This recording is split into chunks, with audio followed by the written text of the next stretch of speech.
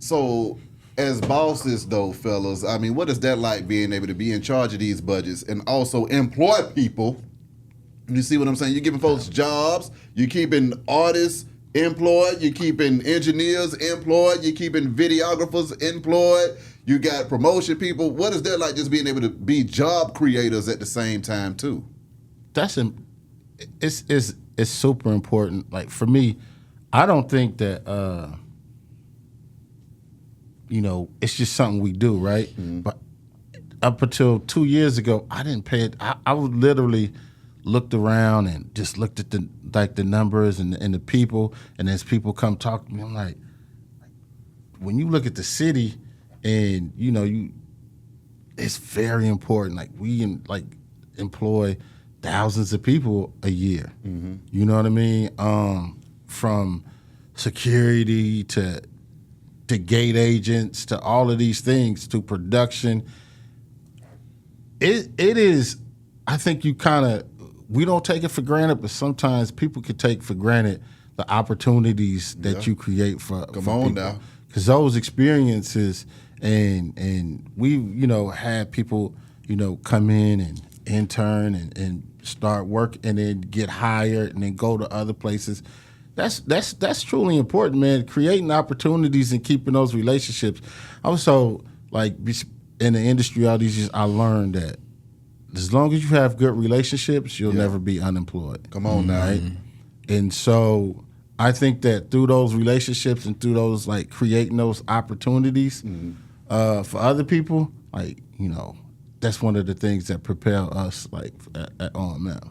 What was the show that y'all threw that y'all were fans of all of the artists on? You were like, this is my dream show. I'm doing this really for me, but y'all can come to my show. I mean, I'm selfish. You know what I mean? So a lot of the shows I'd be like, so I know nobody on my team back in 2016 was thinking about Gary Clark Jr. Yeah. You know what I'm saying? I want a Gary Clark Jr. I want to see that motherfucking phone. I want to see him get on that stage with that guitar and rip some shit. Come on now. You know what I'm saying? Anderson .Paak, nobody was really thinking about back in 2016. I was like, I gotta see him. Yeah, but he crushed it. So I think we do a really good job of because even like Don Mega, even like Brill, I think I would shoot Brill a message and be like, give me your dream 20. Now. You know what I'm saying? And we might ask maybe about 10, 15 people they dreamed 20. If they had 20 people that they wanted to see on a lineup, and then we kind of look at everybody and be like, 80% of these folks said this name right here. Maybe we should take a peek at it. Yeah. But we also look at what other festivals are doing and then go the other way. You know what I'm saying? Like, if we got the same lineup as an Essence and whatever else out there, what's the point? Yeah. What's the point? Yeah. You know what I'm saying? We got to program differently. And also, you Atlanta, like, you get Atlanta. Atlanta is the new Cancun. Like, everybody coming to this motherfucker to party, turn up, and they want to leave with a give me a little bit of that Atlanta culture to go home with, right? Yeah. So we got to kind of stay true to that as well. Yeah. You know what I'm saying? So always factor in that Atlanta kind of moment. You know what I'm saying? Be it if it's the Crunk set or KP doing his set or Dungeon Family reunion or the Goody Mob reunion. Like even when you because 50% of our audience ain't even from the greater Atlanta area. Yeah. So back to, like, when we talk about being bosses and hiring folks, One Music Fest stimulates the Atlanta economy. Well, we add about $22 million to the economy in Atlanta, right? Goddamn, I'm with you. You know what I'm saying? Come on, man, that's powerful. That's hella powerful. Come on. That's hella powerful. You know what I'm saying? So, as far as what we do for the city, how we stimulate the economy in the city, the cultural moments for the city, you know what I'm saying? Like, it's a gift that keeps giving, man, on a lot of different fronts. Okay, fellas, I got to jump back in again, man, because when you in the parking lot trying to throw a damn concert, did you think that a few years later, this thing will be bringing $22 million to the city. My God, come on, man. That's ridiculous, fella. Listen, man. There's time that parking lot. Keep going, man. Let me tell you something, man. That parking lot was taught you adversity year one. Yeah. Anything can happen that year. You know, it was the hottest day of the summer. Niggas heat stroking. And then it rained. Yeah. Then now you got the park. When you say parking lot, it's asphalt. Yeah. So you know when that rain and that heat get together. So now you got women's hair. And after the rain and then the humidity, they hair everywhere. Y'all looking like Frederick Douglass. Folks were still out there. Generator blew out. Damn. Folks still, but we got the generator back going. But it comes with the territory. And it was just, and folks are just out there partying. They had a great time. And so looking at that, and looking at some, I think over the years, when you look at some of the moments, right, like all those first years,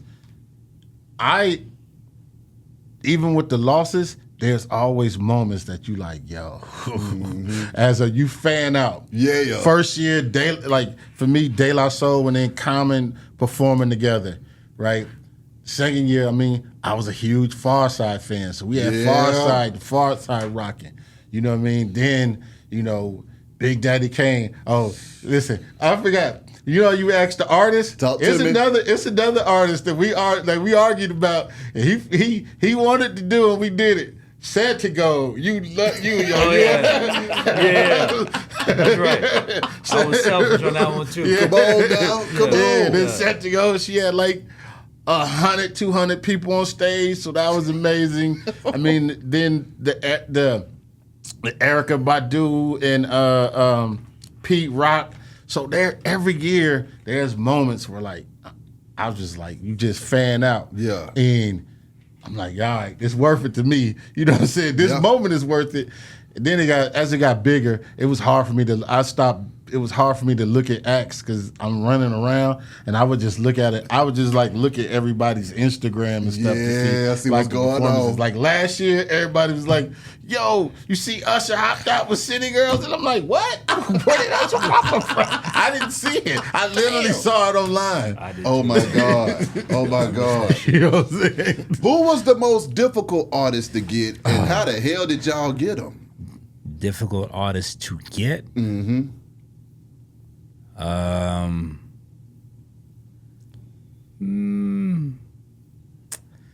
don't know if there was a difficult artist to get, but there's certain artists that have certain criteria that, well, you know what? In 15, Janelle Monáe was difficult. What? Like, I had a personal relationship with her and her team, but in 15, Afropunk was bigger than what it is now, right? And Afropunk was trying to get her to do something in Atlanta or around that same date. So I know we were going back and forth fighting because, you know, a lot of people talk about Janelle and what she's doing now. Look here, man, that was always Janelle's spirit. You know what I'm saying? So that whole Afropunk energy back in 2015, like that was her spirit. You know what I'm saying? So, and we was like, yo, we want to do a whole Wonderland thing. It's for Atlanta. So the first time one of her biggest shows was at my club Sugar Hill back in like 2006. Yeah. And Big Boy came down there, Diddy came down there. They were celebrating the signing of Janelle. Yeah. So kind of leaned on that, tugged on them heartstrings a little bit. Don't you remember? You know what I'm saying? But that year, her and Lauren were pretty difficult to get. Janelle. That's what I was thinking too. Lauren was here. pretty difficult to get. Everybody, listen. Let me tell you something. Everybody think that year it was difficult to get Lauren, but that year that One Music Fest became like the Lauryn Hill Whisperer. Like she's was amazing. Early for her. She's amazing. She stayed later and created like some. Like she was back there freestyling, just taking photos with folks. Yeah. I mean, what was it like getting Lauryn Hill to let her hair down and just kick it and enjoy the One Music Fest with everybody else too? Probably was as a surprise as we were. You know what I'm saying?